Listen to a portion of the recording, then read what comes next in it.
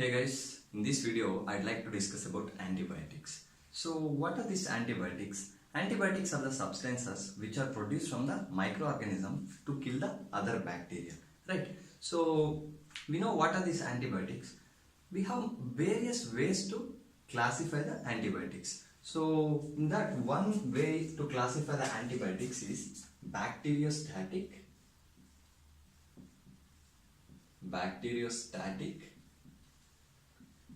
and bactericidal, right? So what are these bacteriostatic antibiotics? So bacteriostatic antibiotics are the group of antibiotics which stop the growth of the bacteria. So they will stop the growth.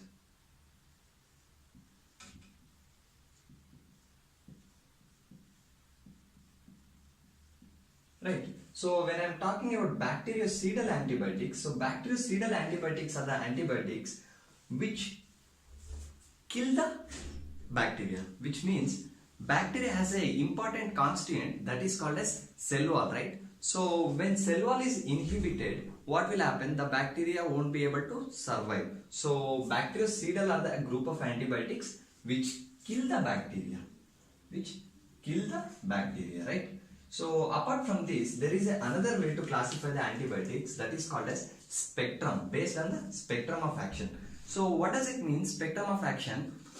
Spectrum of action is nothing but on the which group of bacteria the antibiotics will work. So for example, if I am telling narrow spectrum antibiotics, so they work only to a particular bacteria or only to particular groups of bacteria. When I am telling broad spectrum antibiotics, they have their action wide range, which means they can act on the multiple groups of the bacteria. So based on the spectrum, we can classify into narrow spectrum and broad spectrum, right? So these are the two classification of the antibiotics based on the spectrum. So apart from based on the spectrum, we can classify the antibiotics based on their action. So how exactly they work on the bacteria, right?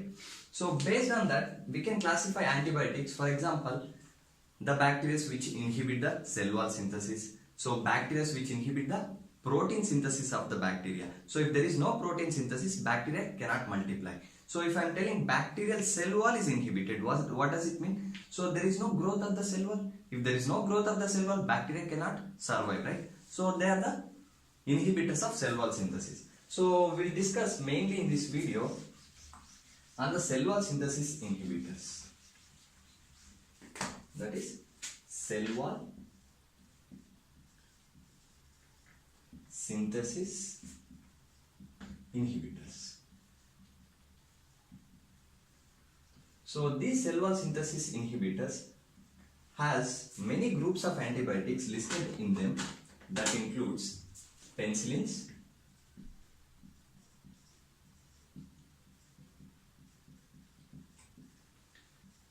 we have cephalosporins,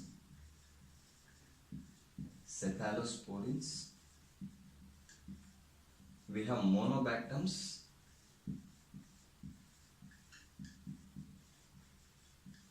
we have carbapenems,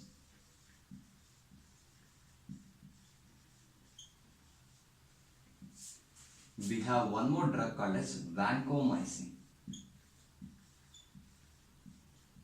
So vancomycin belongs further into a group of antibiotics. They are called as glycopeptides.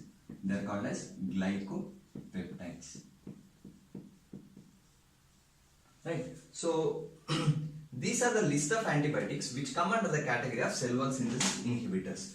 So one thing common about penicillins, cephalosporins, monobactams and carbapenems is they have beta-lactam ring. What is it? Beta-lactam ring. So what is the use of this beta-lactam ring? Beta-lactam ring is the one which majorly inhibit the cell wall synthesis. So by now we have an idea how exactly they will work. They have beta-lactam ring. Their beta-lactam ring will inhibit the cell wall synthesis, right? So we will start discussing about the penicillins, right? So if I mention anyway spectrum of action, what does it mean? Spectrum of action means on which group of bacteria they work. So penicillins have the spectrum of action gram positive and cocci. Right? So gram positive infections we have many. For example, listeria we have gonorrhea, neisseria. Right? Cocci we have staphylococcus, streptococci, right? So these are the spectrum of action. So if I am telling gram positive and cocci is the spectrum of action of penicillins, which means I can use it in the infections with the gram positive and cocci infection, right? So these penicillins are further divided and they have something called natural penicillins. They have something called natural penicillins.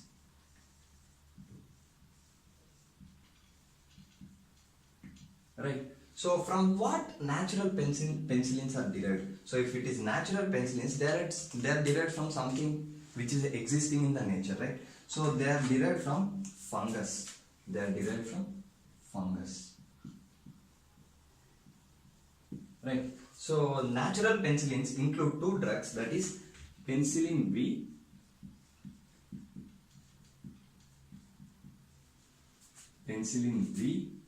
and penicillin G, right? So these are the two antibiotics which belong to natural penicillins. So obviously natural penicillins have the spectrum of action that is gram positive and cocci, right? So I told the story of natural penicillins, but how exactly these all penicillins work on the bacteria, right? So we'll discuss that. They have three factors for the mechanism of action, that is, one is penicillin binding proteins. I'll explain what it is. Penicillin binding proteins. So these penicillin binding proteins are the substances which are the enzymes of the bacterial cell wall synthesis. What does it mean? So bacteria has some enzymes which involve in the cell wall synthesis of the bacteria, and these penicillin can go and bind with them. So if it can bind with them, which means it doesn't allow the proteins to work and there is no cell wall synthesis of the bacteria. Apart from that, they have one more factor, that is inhibition of transpeptidase. Inhibition of transpeptidase.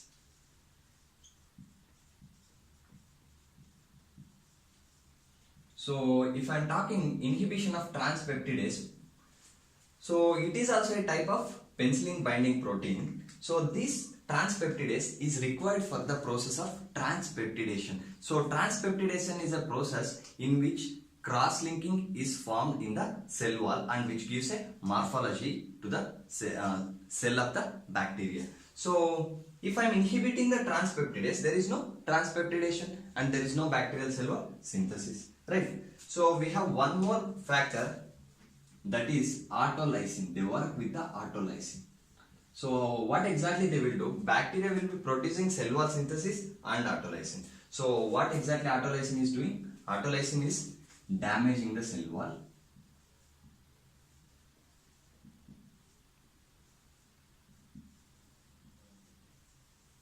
Right.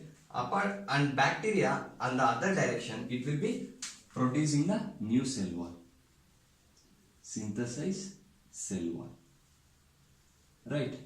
So now autolysin is removing the cell wall and cell wall synthesis is happening. What we will do? We will just inhibit this cell wall synthesis. Right. So I already told you cell wall synthesis is inhibited by the penicillins. So if there is no cell wall synthesis and these autolysins keep damaging the cell wall and the bacteria will be killed. So if I am telling bacteria is being killed, what does it mean? They belong to a group of bactericidal antibiotics, right?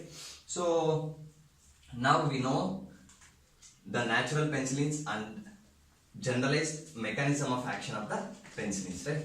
So I'd like to discuss the uses of natural penicillins. I already told you they can be used in gram-positive infections, but I would like to mention some of them, that is syphilis. Right, we have some more infections such as listeria.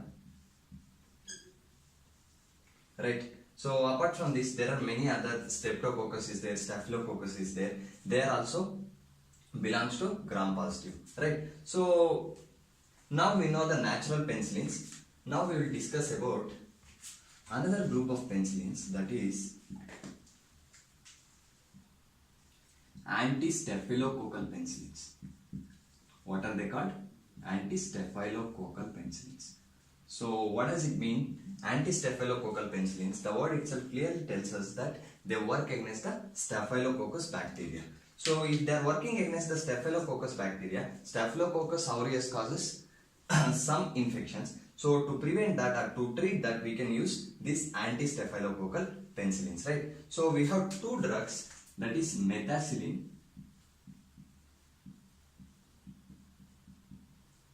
and oxacillin, right?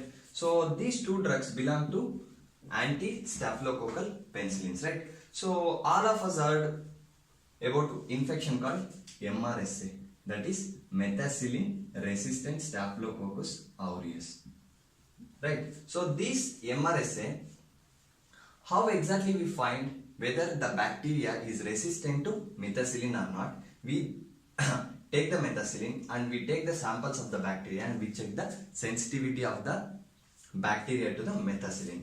So these methicillin and oxacillin, they have high nephrotoxic effect. High nephrotoxic effect. So as a result of high nephrotoxic property, they are not used in a clinical practice. So only the use of methicillin and oxacillin mainly to find the sensitivity to the Staphylococcus aureus. So based on that, we can decide whether it is methicillin resistant or methicillin sensitive. So if it is sensitive, then we can use the other groups of penicillins and treat that, right? So this is the story of our anti-staphylococcal penicillins. So after anti-staphylococcal penicillins, we have one more group of penicillin, that is anti-staphylococcal penicillins. So we have one more group of penicillin, that is extended spectrum penicillins. Extended spectrum penicillins. So these extended spectrum penicillin, the sentence clearly says us that what exactly is happening, their spectrum is extended. Means earlier the penicillins were working against gram positive and coxa, right? Now these penicillins, extended spectrum penicillins, whatever belong to this group, they also have effect on the gram negative bacteria, right? So they also have the effect on the gram negative. So we have two drugs in that, amoxicillin and ampicillin. So now one advantage, we can use them in the gram positive, gram negative and cocci, but we cannot surely say that they work against all groups of gram negative, but they have a little action towards the gram negative bacteria. So here I wrote ampicillin. So this ampicillin is a drug of choice, for Listeria infection. This is a drug of choice for the Listeria infection, right? So one more advantage of these extended spectrum penicillins is that we can use them orally. What does it mean we can use them orally? So other penicillins, whenever I used to use them orally, what used to happen? They were destroyed by gastric acids present in the stomach. So, but these extended spectrum penicillins have that resistance and they can be used orally, right? So this is the story of our extended spectrum action penicillins. After this, we have one more group of penicillins, that is called as anti-pseudomonas penicillins. What are they called as? Anti-pseudomonas.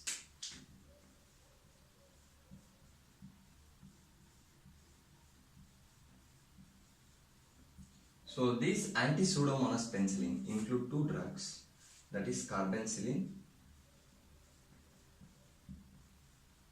and one more drug that is called as piperacillin, right?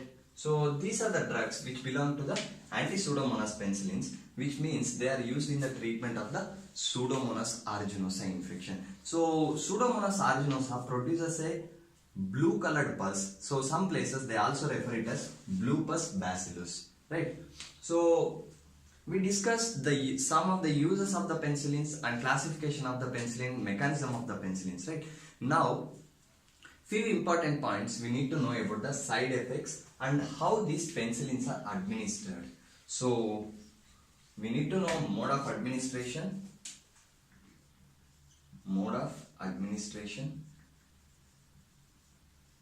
Right. So mode of administration, I earlier told, if they were used orally, what was happening, they were destroyed by the gastric juices. So we can use them intravenously, right? We can use them intramuscular, and we can use them orally. Only few penicillins, that is the ones which had some effect, that is extended spectrum of action penicillin, they might be used orally, right? So I want to tell one peculiar property of the intramuscular, that is intramuscular penicillins are used in the form of depot. So what we will do, we will inject the penicillin intramuscularly, and these penicillins are absorbed very slowly and they have a long duration of the action, right? So in depot form we can use benzathine penicillin.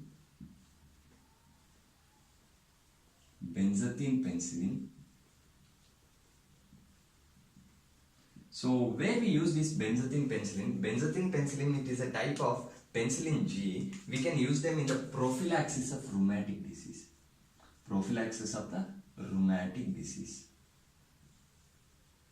Right. So we have one more penicillin, that is called as benzyl penicillin.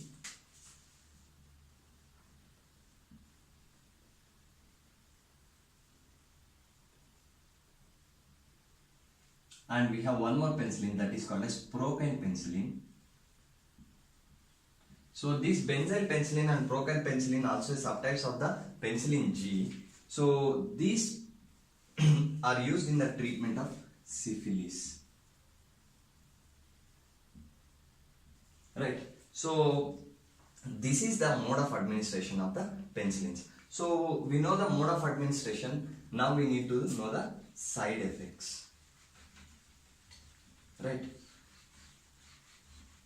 So before going to side effects, I would like to discuss one more group of antibiotics, that is penicillinase inhibitors. So as a result, I was using the penicillins in the bacterial infection. The bacteria started to produce some enzymes called as penicillinases. What are they called as? Penicillinases.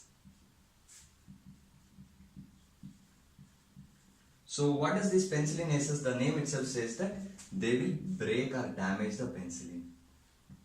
Break penicillins. Now if I have a bacteria which can produce the penicillinase, what is the use of using penicillins, right? So there is no use. What we can do, we can inhibit the penicillinase. The drugs which inhibit the penicillinase, that include clavulanic acid,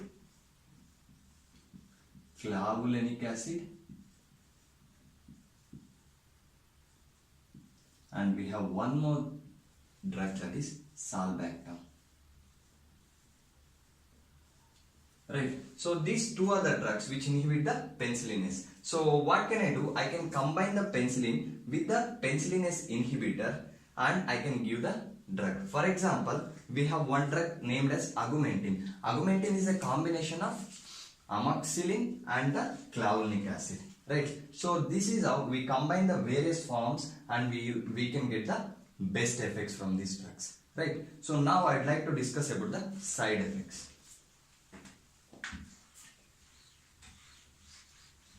So side effects of penicillins. Side effects of penicillin include hypersensitive reaction,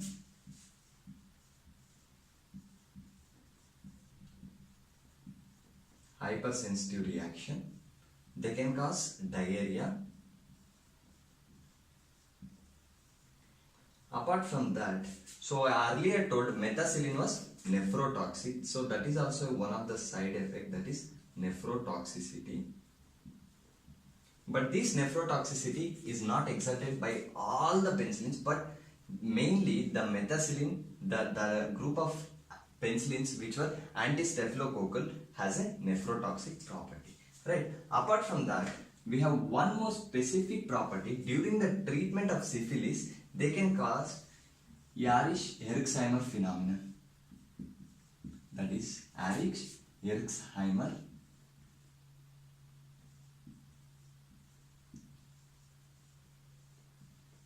reaction. This Herxheimer reaction, it is a type of immune response which is produced in the treatment of syphilis, right? So these are the side effects of the penicillins, right? So we have discussed all types of penicillins, their mechanism of action, mode of administration, right, and side effects. So for the other groups of antibiotics, I'll make the further videos. Keep following us. Thank you.